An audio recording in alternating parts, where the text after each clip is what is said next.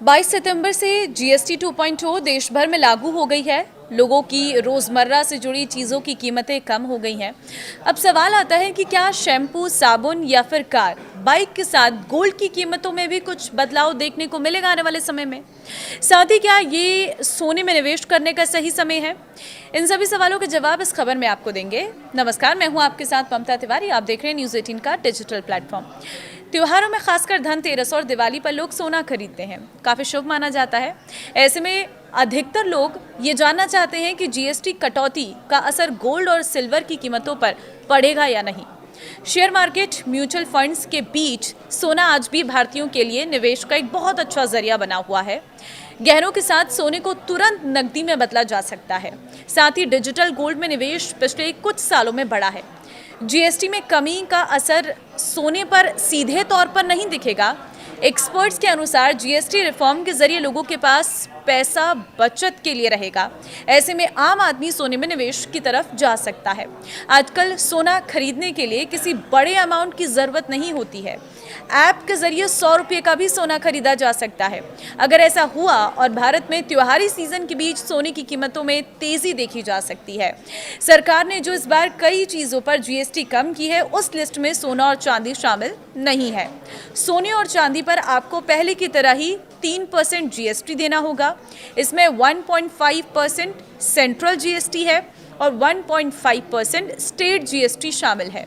अगर आप ज्वेलरी खरीदते हैं तो सोने की कीमत के अलावा मेकिंग चार्जेस, हर एक कंपनी के अलग अलग मेकिंग चार्जेस है, लेकिन 5% तो है ही है।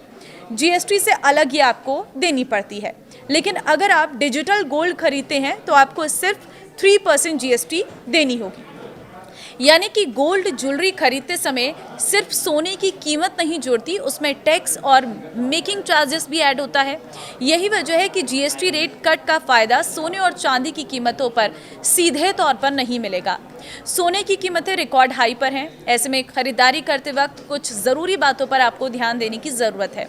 सबसे पहले आपको ये देखना है कि सोना हॉलमार्क वाला है या नहीं। बिना हॉलमार्क के सोना लेना मतलब रिस्क लेना है। सोने की शुद्धता भी समझनी चाहिए। 24 कैरेट सोना पूरी तरह शुद्ध होता है, लेकिन उससे गहने नहीं बनाए जा सकते हैं। गहनों के लिए 22 कैरेट, 18 कैरेट सोना इस्तेमाल होता है और इनकी कीमत अलग अलग होती है। इसलिए खरीदते समय शुद्धता और कीमत का सही आकलन आपको करना है, उसकी सही से तुलना करनी है। इसके अलावा ज्वेलर से हमेशा लिखित बिल लें। इस बिल में सोने की शुद्धता, कैरेट, अगर गहनों में लगे नग हैं तो उनकी जानकारी साफ लिखी होनी चाहिए। नग वाले गहनों का सर्टिफिकेट लेना भी ज़रूरी है। त्योहारों में सोना खरीदना परंपरा भी है और निवेश भी। कीमतें भले ही हाई हो, लेकिन अगर आप भरोसेमंद ज्वेलर से सही जांच परख कर सोना खरीदते हैं तो लंबे समय में आपके लिए सुरक्षित निवेश साबित होगा। तो इस बार जब आप नवरात्रि, धनतेरस या दिवाली पर सोना खरीदने जाएं तो ये ज़रूर याद रखें, जीएसटी रेट में कटौती का असर गोल्ड और सिल्वर पर नहीं पड़ा है। आपको पुराना ही 3% जीएसटी और ज्वेलरी पर मेकिंग चार्जेस के हिसाब से टैक्स देना होगा। जानकारों का कहना है कि निवेशकों को अमेरिका में महंगाई के आंकड़ों का इंतजार है। जियोपॉलिटिकल टेंशन के कारण निवेशक सोने पर दांव लगा रहे हैं और इस साल सोने की कीमत में 40% से अधिक तेजी आई है। और इसकी एक वजह यह भी है कि दुनिया भर के सेंट्रल बैंक जमकर सोने की खरीद कर रहे हैं। साथ ही सोने के सबसे बड़े उपभोक्ता देश चीन में लगातार डिमांड बढ़ रही है। तो सोना निवेश के लिए सही है। अगर आप इस वक्त निवेश करते हैं तो आपके लिए प्रॉफिटेबल रह सकता है, क्योंकि सोने की जो कीमतें हैं वो लगातार हाई जा रही हैं। सोना खरीदना शुभ भी माना जाता है।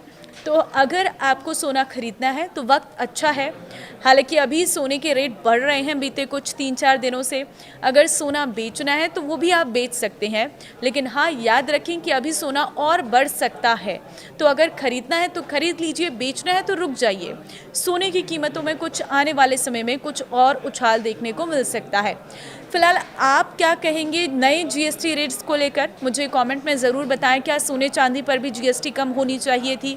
ये भी कमेंट में अपनी राय ज़रूर देना और इस वीडियो को सभी लोगों के साथ शेयर कर देना, ताकि सभी को पता चल सके कि जीएसटी का असर सोने चांदी पर बिल्कुल भी नहीं पड़ेगा। नमस्कार।